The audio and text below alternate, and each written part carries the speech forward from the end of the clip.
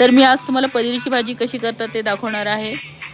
छानपैकी पनीर फ्राय करून घ्यायचं आहे। एका मिक्सरच्या भांड्यामध्ये आपल्याला कांदा, खोबरं, टोमॅटो, काजू, बदाम, लसण, अद्रक आणि कोथिंबीर घालून मस्त मसाला मिक्सरमधून काढून घ्यायचा आहे।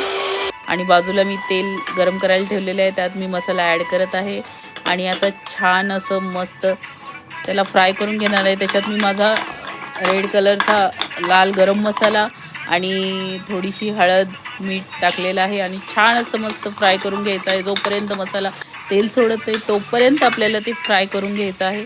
आणि आता त्याच्यामध्ये मी पनीर ॲड केलेलं आहे आणि छान असं फ्राय करून झाल्यानंतर मी त्यात थोडंसं पाणी घालून वरती कोथिंबीर पेरलेली आहे आणि ही छान अशी पनीरची भाजी माझी तयार झालेली आहे। आणि आता आज अनन्या पोळ्या करणार आहे। अनन्या बोलली आज मम्मा मी करणार आहे।